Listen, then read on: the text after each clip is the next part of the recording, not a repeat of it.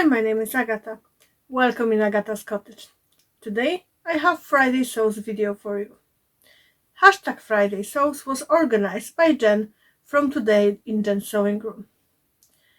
Every week, vloggers from every corner of the world are chatting about their makes, their plans, about their lives, and they are posting their videos under this hashtag.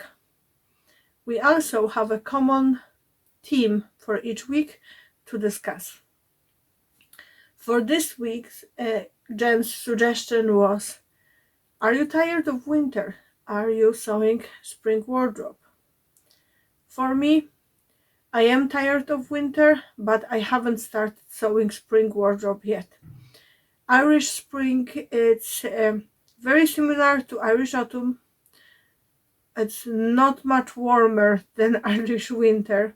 Therefore, for us, it's a matter of taking one layer off or maybe switching winter jacket into spring jacket. However, I did start a summer wardrobe for Alice, and I'm planning some of the makes for me as well. But a little bit about what has been happening in my sewing room, and not only sewing room, over the last few weeks. I haven't been here since last week of March. I think my last Friday Sews was on 24th of March, so it's a bit of time. On the 31st of March, I attended Dublin Frocktails. It was fabulous party. I had great time. Organisers were fabulous. I felt so welcome and so nice, and there was so much inspiration, so much creative energy in the whole room. I was buzzing for days after it. Although I have to admit, in some moment it was a bit overwhelming. I'm not used to large gatherings, and not anymore anyway. And I felt a bit anxious in some moments, but everyone was so nice and so welcoming. I was quickly put on ease.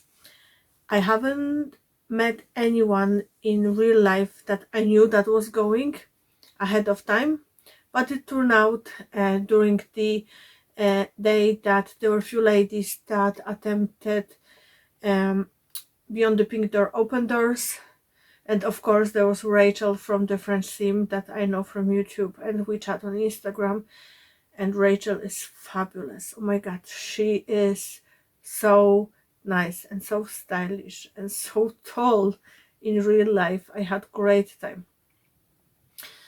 Anyway, I will show you my dress quickly, because actually it's the second time I'm recording that video. The first file just got corrupted, so I'm doing the quick version today with a lot separate clips, so it's gonna take me a while to edit. So that's my dress. I went with the pattern I went with was Betty by Sinclaire Patterns, and in general pattern was relatively easy to put together, the printed paper pattern. Instructions were great. However, I did had kind of problem with the front part of the dress, this part. So according to the pictures from the line drawings, it suggested that this side actually goes further to the side, but when I checked the tester pictures, they were roughly in the same spot as mine, and all the markings and everything, and it made me pause for a while. I had to put the dress on a back burner for a day or two, but I finished the day before the Frocktails. I did have to wash the bodice while sewing, because with the pleats here at the front, it's not ironed, so it looks a bit out of shape. I had to put pins as per instructions to keep them where they're supposed to be, and I pricked myself so many times that by the time I got to the plasters, but it was covered in blood, so I had to unfortunately wash it. but it's great. It was very comfortable. I wasn't happy about sizing, so I did size 18 according to my measurements. I'm on the lower side of the size 18, so on the lower bracket. And I thought, based on all the information I read on the internet, or the tester pictures, all the pictures on Instagram, everyone was going basically that I could find with their measurements and with the size. For me, it was a bit wide.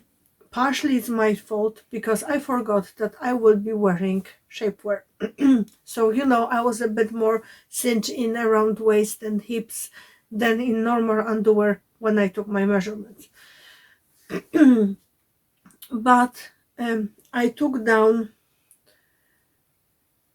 an inch on each side of the waist and hips, and I also added elastic to the whole back and actually up to middle front on both sides, and it's still a bit loose. So next time, because there will be next time, I will go with either size 16 or size 14, because as I mentioned, it was quite loose. Fabric is gorgeous cotton jersey from Ecobee. I got it with pre-order in January.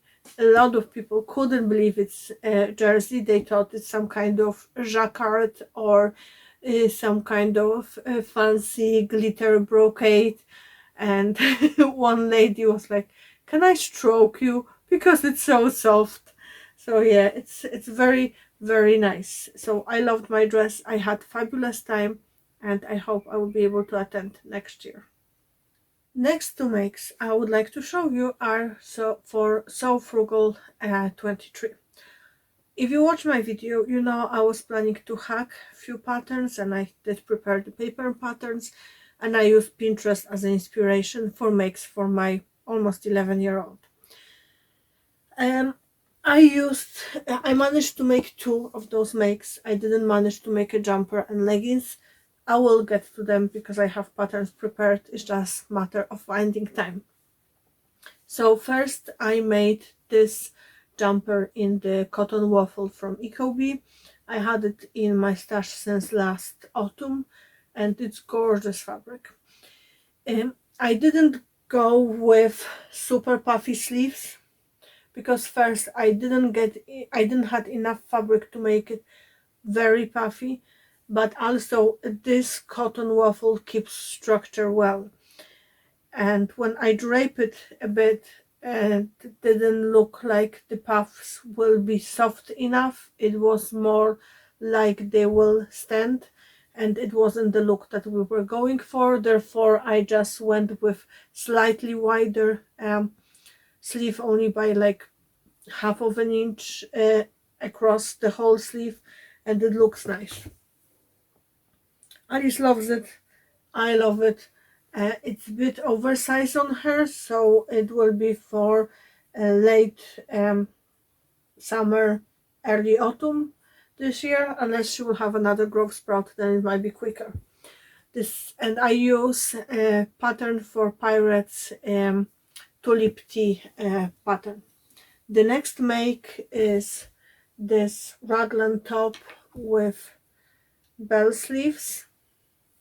It's like a gentle bell and added ruffle on the bottom. I included a little rosy cheek label. I think I got that one either from Beyond the Pink Door or from Carlo Fabrics. I will leave the link to those labels below. Fabric I had in my stash for last 2.5 to 3 years. It's brushed terry but with minimal stretch, but because the jumper is relatively oversized, it will be fine on her. I use raglan pattern, and I hacked it in my video for So Frugal. So the pattern is a basic raglan top by Scattered Thoughts of Crafty Mom. What I changed, I extended the sleeve on the width, so it's slightly bell, and I shortened it around lower waist, high hip, area and added the ruffle, and I think it looks nice. I finished the neckline with the binding. It's the bias binding from Ecobee. It does look nice on her, however the neckband is a bit wide, so the neck opening, so I'm considering adding a bit of lace here to pretend that it's that it has what it's called, tank top, like a lace tank top underneath, because Alice doesn't like when things are too loose around the neck and they are falling off her, and you know it's not age appropriate anyway. I also made set for Alice, trousers and a jumper. They will be part of my selfless sew April 23. So I won't show you the whole jumper, I will just show you a few bits. I used French terry I got a few weeks ago from Poland, and it had gorgeous cute cats on top of it, and Alice loves this fabric. And the print is so busy, we didn't want to overwhelm the jumper with having everything in that print. And I had only 1 meter of that print, and Alice asked, can we stretch it somehow so she can have a jumper in the next size and maybe in 2 next sizes? So I decided to use just print for the front of the jumper and everything else to do in black. I did cuffs with the print, and I use pink for the neckband. Pink actually matches quite well with the background of the color, and I did just black jogger type of trousers for her. I use the same pattern as I use for her school trousers. They fit her well, and that's my 3rd pair in this size, and they are very, very quick to make. And you know, I have them already traced, I have already fitted them to her size, extended everything that needs to be extended, so that's great. So that's all my makes for last few weeks. What else I wanted to share with you?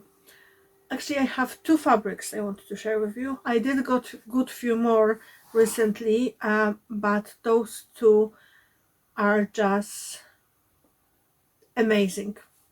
I'm just speechless. I love them so much, so I thought that I will share them with you.